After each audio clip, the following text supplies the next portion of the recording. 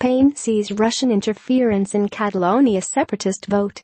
Brussels, Reuters, Madrid believes Russian-based groups used online social media to heavily promote Catalonia's independence referendum last month in an attempt to destabilize Spain, Spanish ministers said on Monday. Spain's defense and foreign ministers said they had evidence that state and private sector Russian groups, as well as groups in Venezuela, used Twitter, Facebook and other internet sites to massively publicize the separatist cause and swing public opinion behind it in the run-up to the October 1 referendum.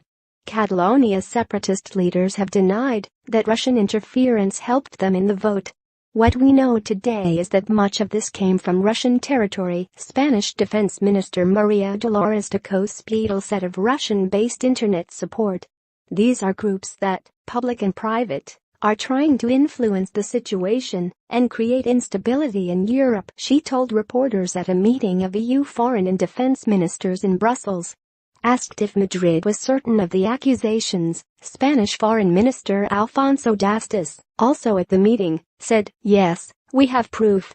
Dastis said Spain had detected false accounts on social media, half of which were traced back to Russia, and another 30% to Venezuela, created to amplify the benefits of the separatist cause by republishing messages in posts.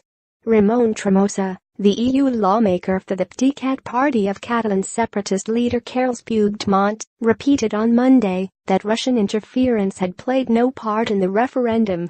Those that say Russia is helping Catalonia are those that have helped the Russian fleet in recent years, despite the EU's boycott, Tremosa tweeted, referring to Spanish media reports that Spain was allowing Russian warships to refuel at its ports. Those who voted in the referendum opted overwhelmingly for independence.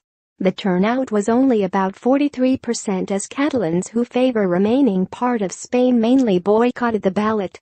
The separatist vote has plunged Spain, the Eurozone's fourth biggest economy, into its worst constitutional crisis since its return to democracy in the 1970s. Dastis said he had raised the issue with the Kremlin. Moscow has repeatedly denied any such interference and accuses the West of a campaign to discredit Russia. NATO believes Moscow is involved in a deliberately ambiguous strategy of information warfare and disinformation to try to divide the West and break its unity over economic sanctions imposed on Russia following its 2014 annexation of Crimea.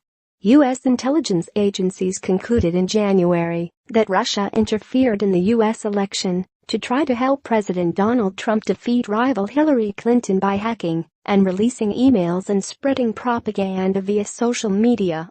NATO Secretary-General Jens Stoltenberg, who attended the EU meeting in Brussels, declined to comment on Spain's accusations, but the alliance's top commander said last week that Russian interference was a concern.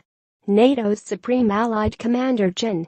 Curtis Caparati said Russian malign influence was trying to sway elections and other decisions in the West, describing it as a destabilization campaign, although he did not directly address the Catalonia referendum. Additional reporting by Angus Berwick in Spain. Editing by Richard Baumfirth.